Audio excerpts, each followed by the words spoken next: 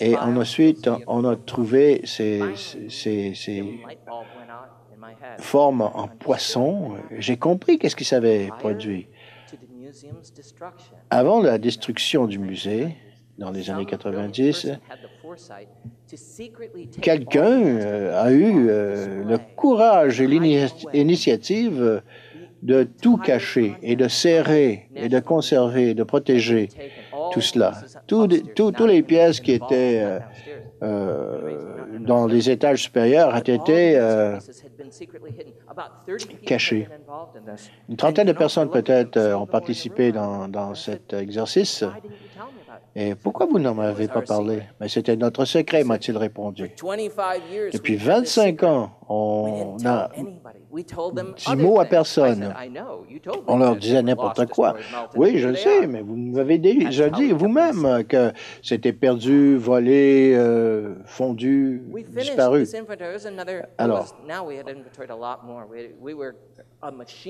là, ça devenait machinal. On était en train de faire l'inventaire de 35 caisses de musées. De plus, et maintenant, on peut dire au monde entier que les chefs-d'œuvre du musée de Kaboul ont été conservés. Pas seulement le trésor, le mégot Bactrian.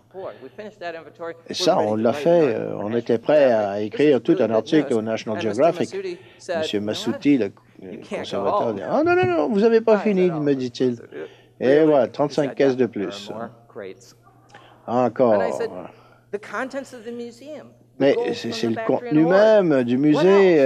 Il y a le trésor Bactrian. Il y a quoi d'autre encore? Ben, écoutez, le musée a été bombardé, a été détruit en 2001. Les talibans ont décrété que les Bouddhas devraient être éliminés, les statues de Bouddha. Vous savez que les mêmes personnes qui ont fait sauter les Bouddhas ont attaqué le musée à Kaboul. S'il y avait des statues de quoi que ce soit, ils ont tout détruit avec des masses, avec des marteaux. C'était horrible, affreux. Ce sont des gens qui ont aussi interdit le chant, la danse, tout, quoi.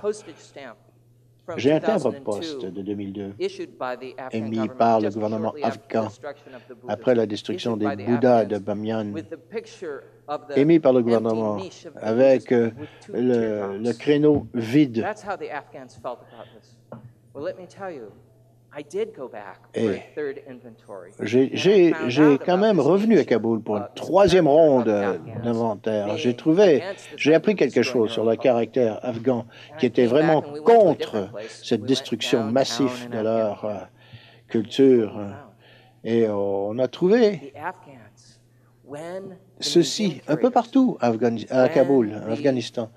Lorsque les talibans venaient pour tout détruire dans le musée, on a mis des reproductions ou des choses pas chères sur le haut de la boîte. Mais en dessous de cela, il y avait les véritables trésors en dessous. Et s'ils les auraient attrapés à faire cela, on les aurait tués. Des gens avec un grand courage, ils ont pris des objets de leur propre culture, ils ont tout conservé, sauvegardé. Lorsque vous allez voir cette exposition, rappelez-vous que ça va vous dire grand-chose sur l'Afghan contemporain, non tout simplement l'Afghan historique. Celles-ci ne sont pas dans l'exposition, mais ça fait part de ce qu'on a pu préserver aussi.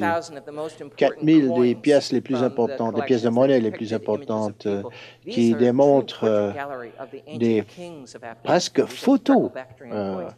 C'est vraiment une chronique historique de la dynastie des rois. L'art bouddhiste aussi est aussi brillant, les couleurs sont aussi brillantes qu'il était le cas lorsqu'ils ont été créés.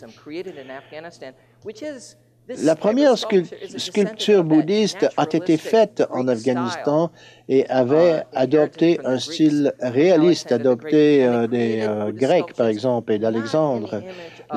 On a créé une statue de Bouddha, pas avec une forme ou une figure du soi-disant Bouddha de Siddhartha, mais d'Afghans, de monsieur et madame tout le monde. Voici une statue bouddhique, un Bouddha, taille naturelle. On a ouvert cette boîte qui était enveloppée dans tout ce papier torchon. Vous savez, on a pris des mesures de fortune lorsqu'on a essayé de les cacher.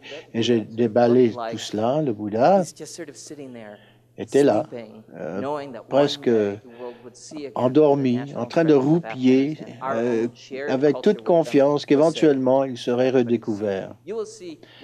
Vous allez voir beaucoup de ces objets dans l'exposition. J'espère bien que vous auriez l'occasion de visiter l'exposition et voir, vous rendre compte à quel point que c'est important pour l'Afghanistan contemporain, l'Afghanistan d'aujourd'hui. Merci beaucoup.